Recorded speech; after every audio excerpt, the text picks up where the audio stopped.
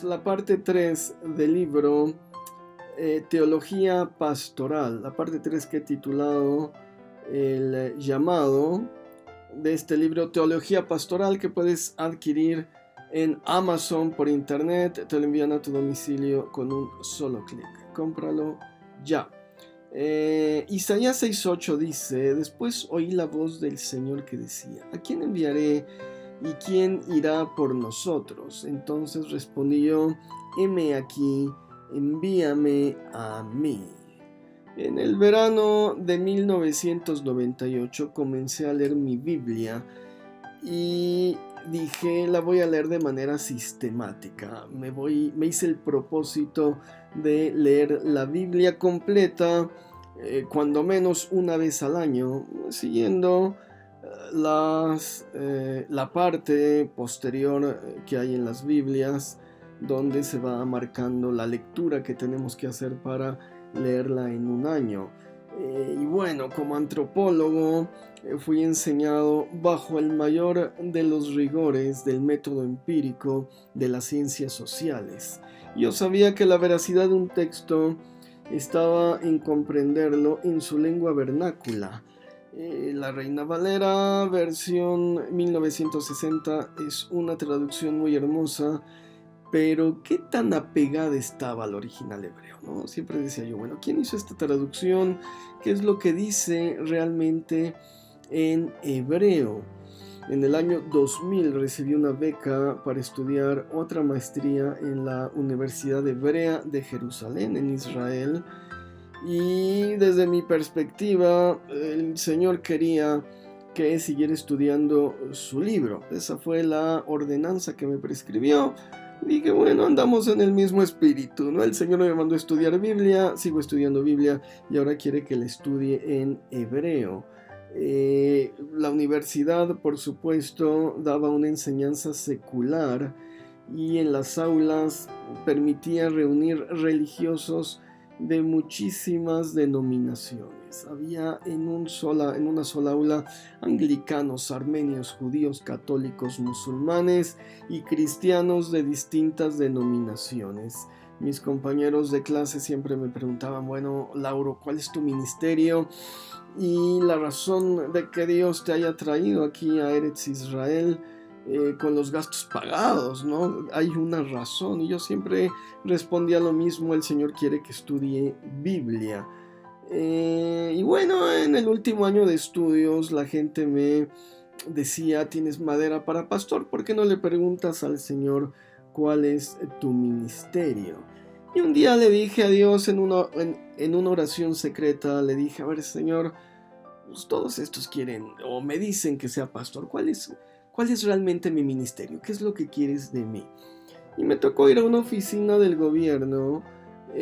Tenía que hacer un trámite burocrático y me puse a platicar con esta mujer norteamericana y ella me contó cómo ella y su esposo se habían hecho pastores. Y me sugirió, me dijo, mira, cuando llegues a tu casa, haz lo mismo. Dile a Dios, heme aquí, Señor, quiero ser pastor. Nosotros le dijimos lo mismo a Dios. Henos aquí, Señor, queremos ser pastores. Y el Señor nos confirmó. Y espérate a ver si te confirma Dios. Y si te quiere para pastor, seguro te va a confirmar. Y esa noche hice como me dijeron. No le conté a mi esposa. Hice una oración pequeña, me postré. Le dije, heme aquí, Señor, quiero ser pastor.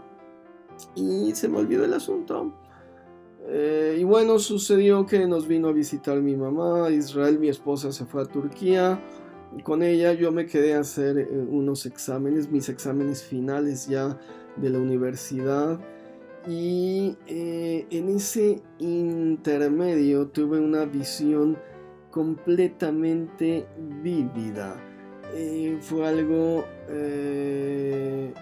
fortísimo. Estaba yo sentado en la cama, medio recostado, sentado en la cama leyendo mi Biblia, y me quedé dormido leyendo la Biblia, y en el sueño estaba en el mismo cuarto, es decir, en la cama estaba todos los elementos allí, y había una luz muy fuerte en el umbral de la puerta.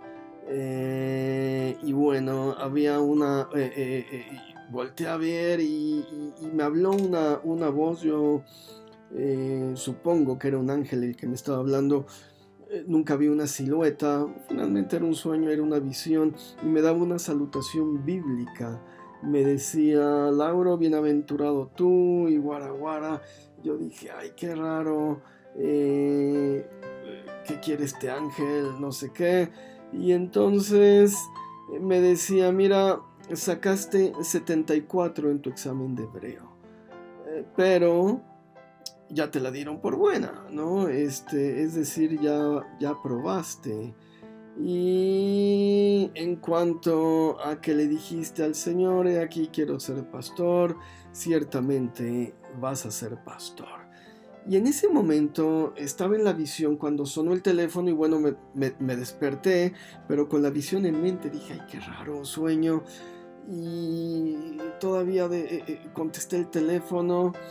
En ese entonces comenzaban a usarse los teléfonos celulares. Bueno, ya tenían mucho tiempo, eso no sé, pero yo apenas tenía uno, ¿no? Contesté el teléfono y era mi maestra de hebreo, Goni Tischler, y me daba la misma noticia.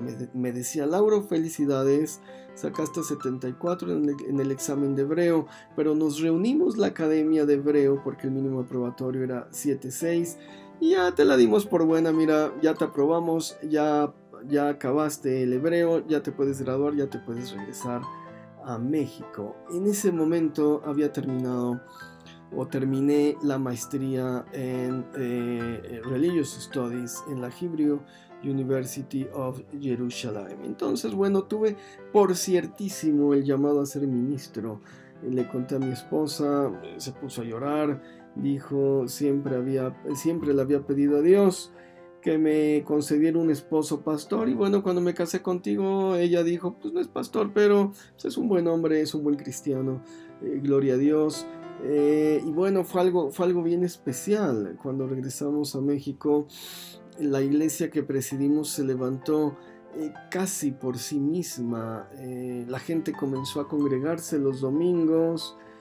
Un día de pronto empezaron a levantar ofrenda y de pronto ya teníamos 20, 50, 70, 100 miembros, un número que hemos mantenido hasta el día de hoy. Voy a explicar el porqué de los números de la gente en las iglesias en capítulos posteriores. Y bueno, fue algo muy, muy especial, pero sin llamado no puede haber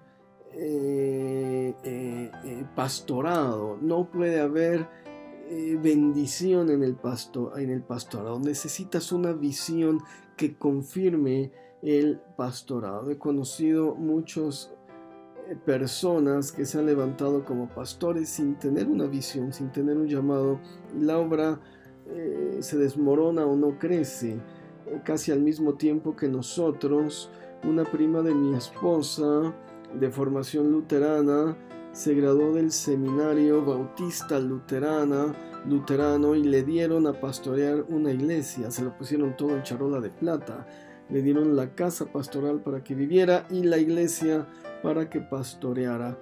Bueno, nunca tuvo más de 10 miembros, y todos ellos eran parientes muy cercanos. Recuerdo en una ocasión que una persona de su iglesia vino con mi esposa y le dijo: sus prédicas no me llenan, salgo vacío, me hace falta algo más. Dije: bueno, por supuesto, no tenía ese llamado, no tenía esa visión que confirmara el llamado. A los 5 años se casó, dejó la iglesia, dejó todo, se fue a vivir a Estados Unidos. Es decir, la persona tenía los conocimientos y le habían dado un templo bien cimentado con una casa pastoral. ¿Qué fue lo que pasó? Yo la conocí a principios de 1999 y ella soñaba con ser misionera y con visitar lugares exóticos. Pero una cosa es el corazón misionero, una cosa es el llamado misionero y otra muy diferente, el llamado pastoral. es muy probable que tengas un requerimiento celestial, pero debes asegurarte de que sea el idóneo, porque de otro modo no podrás experimentar ni la plenitud del gozo ni la prosperidad que viene de lo alto. Cualquier ministerio es honroso para Dios y es una bendición que desees pastorado, que desees liderazgo, pero Dios necesita confirmarlo. Dios necesita mostrarte exactamente cuál es el ministerio al cual te quiere llamar. Si tienes un corazón misionero, vas a reventar como pastor. Conozco misioneros, no se les da el pastorado, y pastores que no se les da lo misionero. Nosotros como apóstoles somos bastante malos, es decir, no se nos da el apostolado, se nos da el pastorado, el pastoreo de ovejas. Y conozco otras personas que van a visitar a las iglesias que tienen y que están al pendiente de sus pastores, porque tienen un corazón apostólico. ¿Cuál es tu llamado? ¿Cuál es tu ministerio? El Señor te lo tiene. El Señor te lo tiene que confirmar con una visión. El Señor te lo tiene que confirmar con un llamado.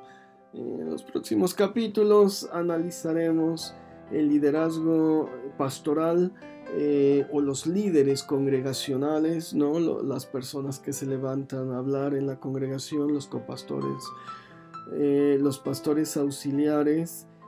Y bueno, si no te ha confirmado Dios el llamado, puedes de una vez ir aprendiendo algunas cosas útiles para guiar, para pastorear, para dirigir una congregación. Pero bueno, esto lo veremos en los capítulos que siguen.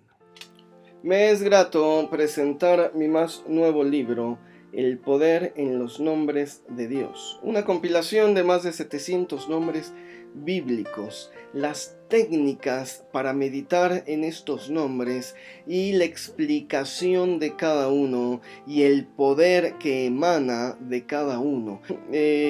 Los nombres de Dios, esta compilación de más de 1000 nombres de Dios, todos bíblicos. Bueno, mis libros acerca del Talmud. El Talmud son estas interpretaciones, revitalizaciones rabínicas de principios de siglo que nos van a dar una explicación más profunda sobre el Antiguo Testamento y que nos van a servir muchísimo para poder entender al cristianismo dentro de su matriz judía. Interpretaciones sefaradíes es la comunidad judía de España de la era medieval, los siglos XII al XVI, y esta producción literaria única, interpretativa también de las Sagradas Escrituras.